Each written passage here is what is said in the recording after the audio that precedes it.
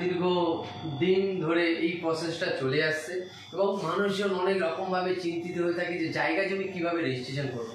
দেখুন, আজকের ডিজিটাল ইন্ডিয়ার যুগে জায়গা জমি রেজিস্ট্রেশন করা খুবই সহজ, আর বিশেষ করে আমাদের ওয়েস্ট বেঙ্গলে মানে আমাদের পশ্চিমবঙ্গে জায়গা জমি রেজিস্ট্রেশন খুবই একটা ইজি প্রসেস, যেটা আপনি যদি একটা সিম্পল প্রসেসের মধ্যে দিয়ে যান বা এই ভিডিও থেকে আপনি যদি প্রসেসগুলোকে ফলো করেন, তাহলে আপনাকে কোনো হেডেক নিতে হবে না বা কোনো লয়ার বা কারোর কাছে যাওয়ার প্রয়োজন পড়বে না। আপনি আপনার নিজের জায়গা বা জমি বা প্রপার্টি যাই বলুন না কেন, সেটাকে নিজে রেজিস্ট্রি করে নিতে পারবেন। তো সেই রেজিস্ট্রিটা কীভাবে করবেন চলুন দেখুন। আপনি যখন জায়গা রেজিস্ট্রি করবেন, নিশ্চয়ই আপনি কোনো জায়গা দেখে রাখবেন যেটা পারচেস করবেন, বা কোনো ফ্ল্যাট হলে ফ্ল্যাট, বা কোনো ল্যান্ড হলে ল্যান্ড, প্লট হলে প্লট, কিছু একটা হবে। তো সেই জায়গার ইনফরমেশনটা আপনার কাছে থাকতে হচ্ছে, এবং যে বোথ পার্টিস আপনি যার থেকে নিচ্ছেন তার থেকে আপনার ডকুমেন্টস লাগছে এবং আপনি নিচ্ছেন। এবার এখানে অনেকগুলো প্রসেস আছে রেজিস্ট্রেশনে। কি একটা পার্টিশন ডিড আমরা বলি, একটা গিফট ডিড বলি, একটা সেল ডিড বলি, বা অনেক সময় উইল বলি। তো সবই তো রেজিস্ট্রি, সবই তো জায়গা জমি রেজিস্ট্রির মধ্যে আসে। তো কোনটা কি দেখুন, প্রপার্টি রেজিস্ট্রেশনের মধ্যে যদি আপনি গিফট ডিড করেন, কেউ কাউকে দান করছে, দানপত্র দলিল যেটাকে বলা হয় সেটাকে আমরা গিফট ডিড বলছি। এবং সেল ডিড কি, যখন আমরা কোনো জমি পারচেস করছি বা কোনো জমি কেনা বেচা হচ্ছে, সেটাকে সেল ডিড বা ডিড অফ কনভেন্স বলে, বিক্রয়পত্র।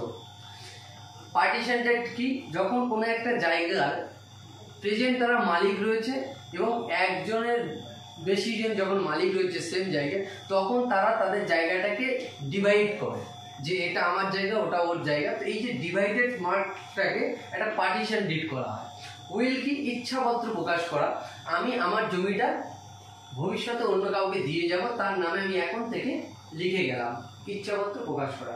তো এইগুলোকে রেজিস্ট্রি করতে হয়। আরও কি রেজিস্ট্রি হয়, পাওয়ার, আমার জমির পাওয়ার আমি আপনাকে দিয়ে দিলাম, আমার অ্যাবসেন্টে আপনি সেখানে দেখবেন। আবার এটা কি হয়, ডেভেলপমেন্ট পাওয়ার অফ অ্যাটর্নি, যে ডেভেলপার থাকে তাকে একটা পাওয়ার দিতে হয় ফ্ল্যাট বানিয়ে সেটাকে সেল করা বা ডেভেলপ করে, ঠিক আছে। তো এই যে রেজিস্ট্রেশনের প্রসেস, এবার এইগুলোকে করবেন কি, ফার্স্ট আপনাকে ডিড ড্রাফটিং করতে হবে।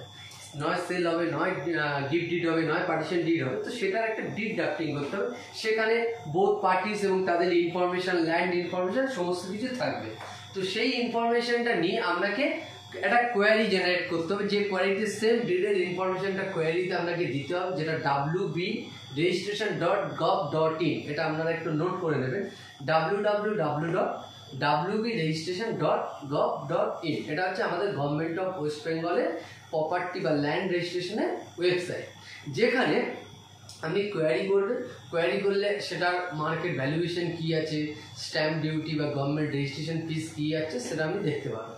সেটাকে করে নেওয়ার পরে টোটাল জিনিসটা আপনাকে রেজিস্ট্রি অফিসে সাবমিট করতে হচ্ছে, এবং রেজিস্ট্রি অফিস আপনাদের লোকাল যেটা আছে সেটাতেই করতে পারেন। তো সেখানে সাবমিশন করার পরে ডিডটা ভেরিফিকেশন হবে, তারপর স্ট্যাম্প ডিউটি, গভর্নমেন্ট ফি যেটা থাকছে সেটা পেমেন্ট করতে হচ্ছে। বোথ পার্টি সেখানে প্রেজেন্ট হচ্ছে, তাদেরও সেম ফটো সিগনেচার করিয়ে নেওয়ার পরে রেজিস্ট্রি হয়ে যাবে, ডিড নাম্বার দিয়ে দেবে।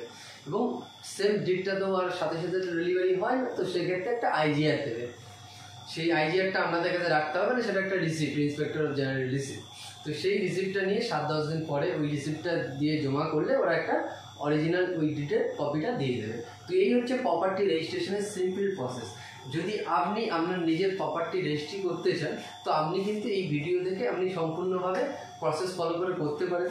আর যদি বিস্তারিত আরও জানার থাকে তো অবভিয়াসলি কমেন্ট করুন, আপনাদের প্রত্যেকটা কোয়েশ্চেনের রিপ্লাই দিতে আমি চেষ্টা করব। সবাই ভালো থাকবেন, সুস্থ থাকবেন।